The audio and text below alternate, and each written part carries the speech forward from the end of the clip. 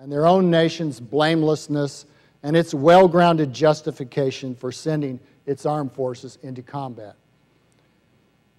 Note, in neo-imperialist wars, by definition, the fighting always occurs over there, where it remains conveniently out of sight of the American public, which then relies heavily on what its leaders say about relevant events and conditions on the ground, declarations that are at best biased and distorted accounts, and at worst, brazen and calculated lies. In stage 3, as the war drags on, the casualties and the financial costs accumulate, the cakewalks fail to eventuate, and hence the initial enthusiasm for the war fades. When military reversals, gross leadership mistakes, and embarrassing U.S. atrocities come to light, the public shifts even more quickly from approval to disapproval. However disillusioned and embittered the public may become, however, it cannot, or perhaps it simply will not, do anything effective to change the government's course.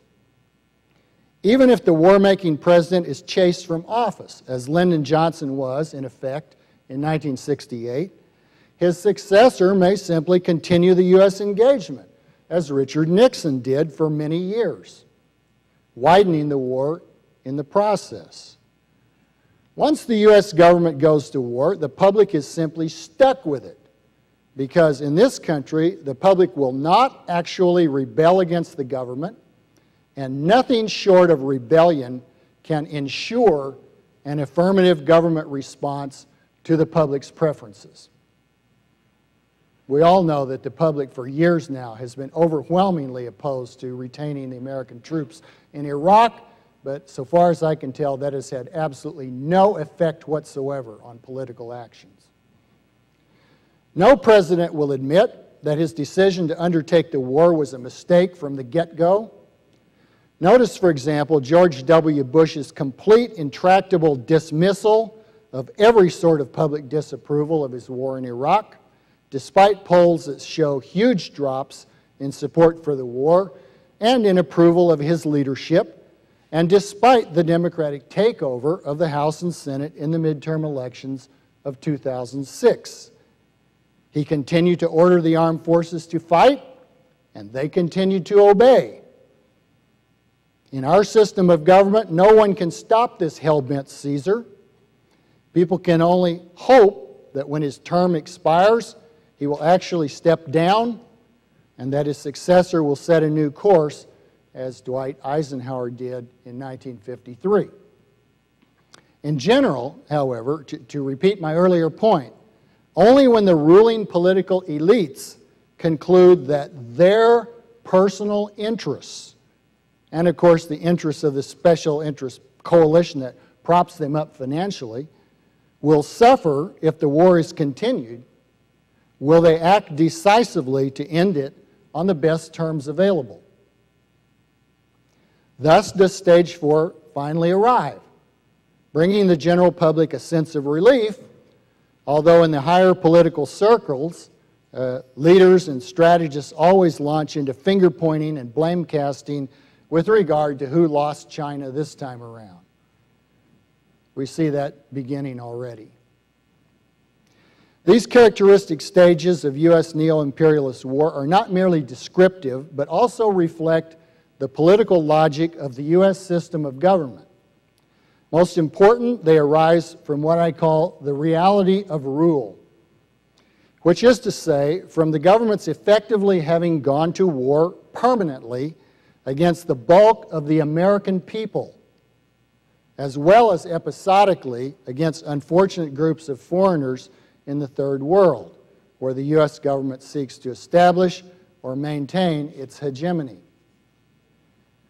By saying that the government has placed itself in a state of war against most of the people, namely all those outside its own supportive coalition, I mean no more and no less than John Locke meant when he wrote about this condition in his second treatise of government.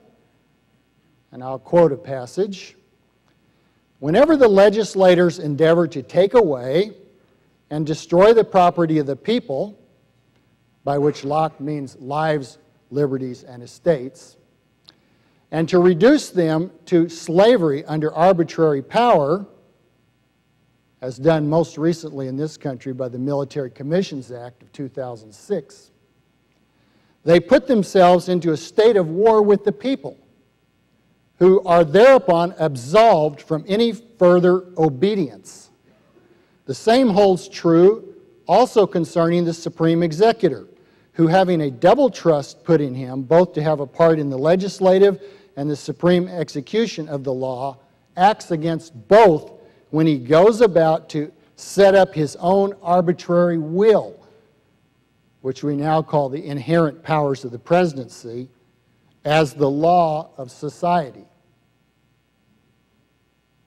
As Locke argued, people cannot be presumed to have consented to the exercise of government powers that do not protect, but rather destroy their natural rights to life, liberty, and property. And therefore, when the government takes such destructive actions, it acts as a mere robber or murderer. That is, it places itself in a state of war against them. Can anyone seriously deny that the U.S. government has chronically violated the people's natural rights to life, liberty, and property from its very inception, and that recently its audacity in this regard has risen to heights that the absolute monarchs of the old world would have envied?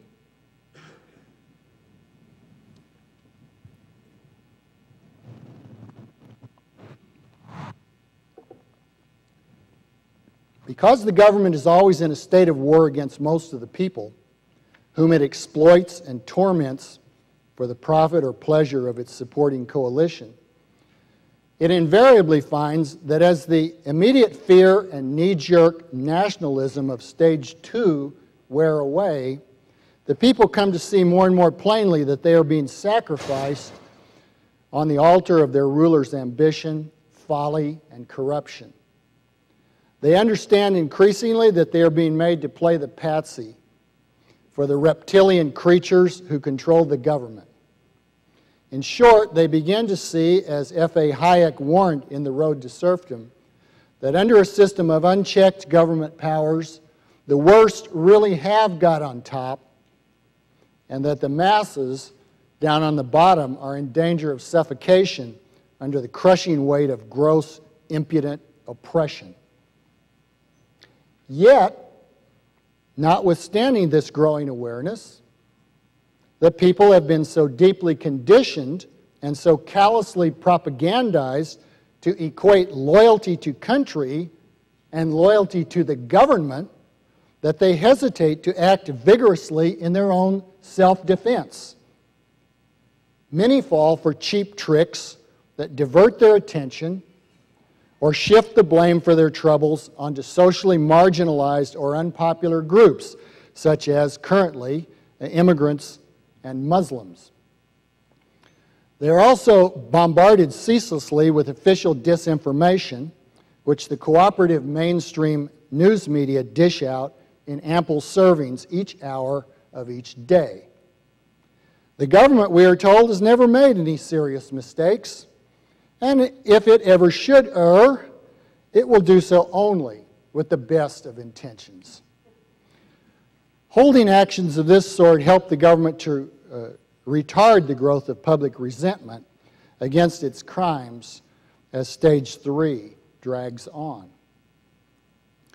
So, in the wake of the 2006 elections, in which one faction of the war party displaced the other in control of Congress, we had scant grounds for expecting a great change of course in the conduct of the Iraq War. The Democrats had announced grand plans to fleece and bully the public in the greater service of the leading special interest groups that helped to elect them, and the Republicans, eminently pleased to serve as the loyal, not much opposed opposition.